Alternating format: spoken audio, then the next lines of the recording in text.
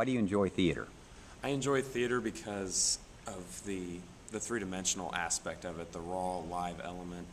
Taking something from paper and then putting it up here in 3 dimensions. To me, that's just really fascinating, especially being like an art major and starting to get into sculpture and kind of even playing with that in a performance way. I don't know, that's exciting to me. Well, tell me a little bit about your experience in theater. What kinds of things have you done in theater? I've done a little bit of tech and acting. Let's see. Just here at State Fair, I was in The Crucible. I played Ezekiel Cheever. And I was in, of course, Domestic Tranquility as Herbert. And then I played with some props for children's shows like Punch and Judy. And I've done some publicity stuff, and I've done some graphics for posters, and I've designed specialty props, and let's see, what else have I done? Yes, and the scenic design for Pigling Bland, which was a lot of fun, and kind of creating something a little bit different that we hadn't had for a little while, so that was really exciting.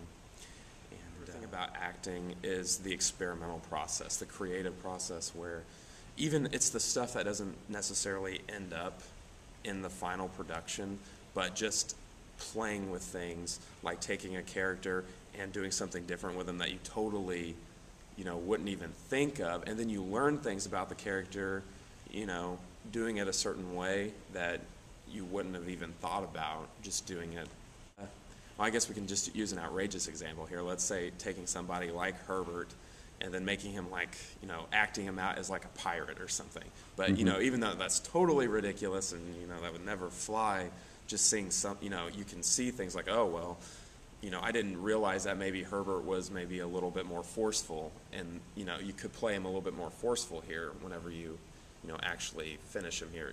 Whereas, you always think of him just being completely wimpy. Well, there's sometimes that he might try to strike out a little bit because, you always think of a pirate as being more forceful, so you'd play it that way. And you just kind of can see, other connections that you hadn't seen before. So, okay.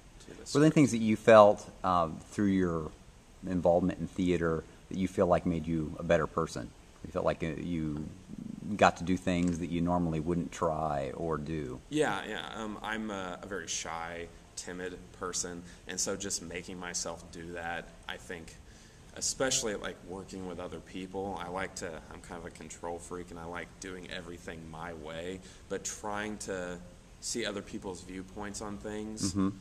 Even if you didn't agree with them, and you worked it out, especially like on a tech end, and then you finish, you're like, oh, okay, well, that really worked maybe better than what I thought of, had thought of before, and just getting to learn how to work with people. Theater is a very collaborative thing. It's not a one-man show, it's very ensemble here, and that's what I liked about doing it here. See, physically, Herbert is a very uptight and conservative person.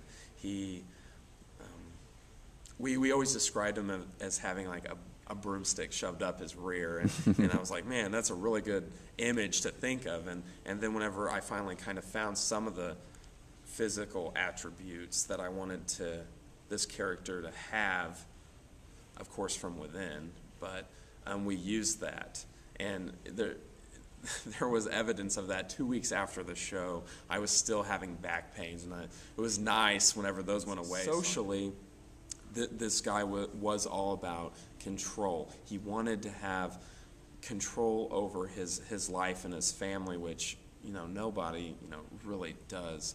He wanted his wife to be the perfect wife, and didn't want anyone to see. He wanted to mask her mental issues, and then he never wanted his daughter Cindy to grow up.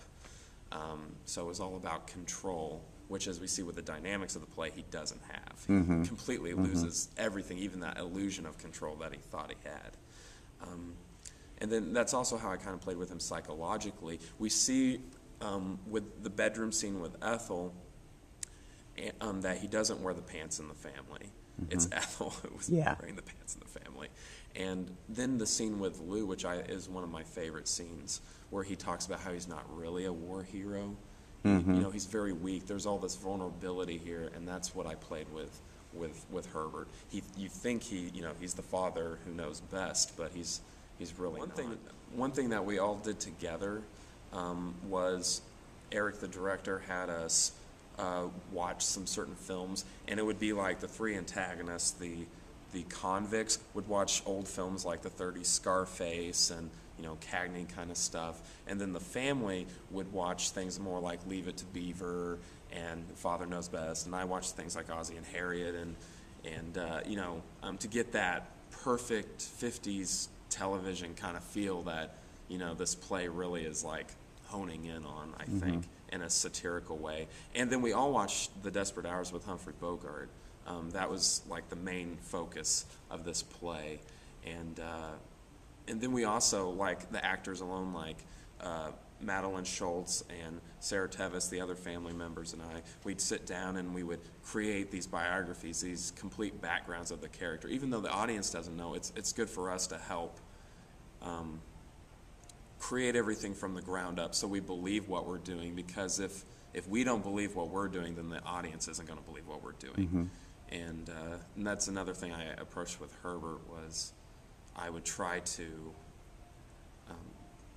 I had to believe in what I was saying, and I had to try to be serious, but fail. That's what made him funny. It was not trying to be funny, and then everyone would laugh. It was failing at being serious. And then we always would experiment. We would always just talk about it, too, and continuously read it, and we would score the script. And every character is there for a reason. There's a purpose to fulfill the whole of the play. And so every little movement, every blocking thing, there's a reason for it.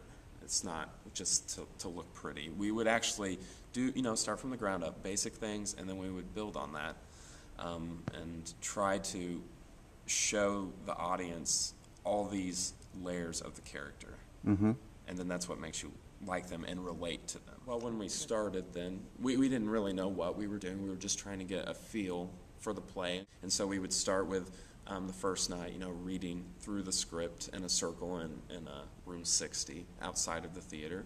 And then we would start bringing it in, and we would start blocking it. And then eventually we would try to get our lines, we'd have to have our lines memorized. And that's one thing I would say is make sure that if you can, try to get as many lines memorized before you set foot on stage. Then we would just really work the crap out of it.